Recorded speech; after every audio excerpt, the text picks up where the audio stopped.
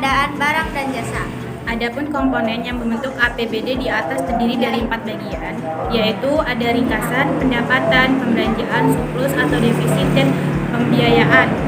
Yang pertama ada pendapatan. Bagian ini melihat perubahan dalam berbagai komponen pendapatan.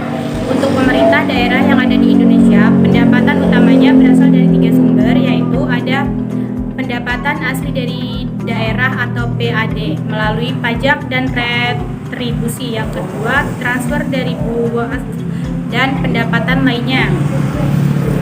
Meningkatkan rata-rata sumber pendapatan pemerintah daerah didominasikan oleh dana perimbangan, yaitu sekitar 80-90%. Yang kedua ada belanja. Bagian ini menunjuk perkembangan total belanja dalam periode 3 tahun. Selain itu akan ditunjukkan pula perubahan dalam jenis belanja, sehingga dapat diketahui jika ada suatu komponen yang berubah relatif terhadap komponen lain.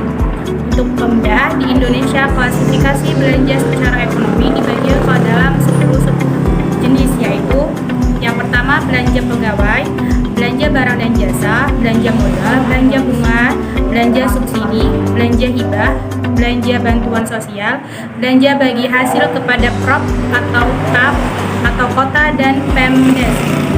Yang kesembilan, belanja bantuan keuangan kepada Prop atau KAP atau kota dan Pemdes. Yang ke-10, belanja tak terduga.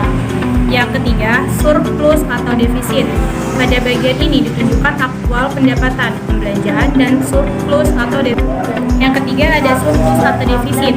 Pada bagian ini ditunjukkan aktual pendapatan belanja dan surplus atau defisit dalam periode 3 tahun.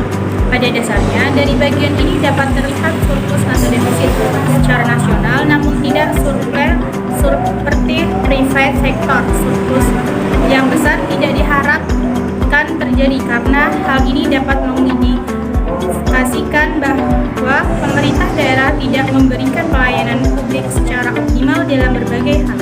Yang keempat, ada pembiayaan. Pos ini menggambarkan transaksi keuangan Pemda yang dimaksudkan untuk menutupi selisih antara pendapatan dan pembelanjaan daerah.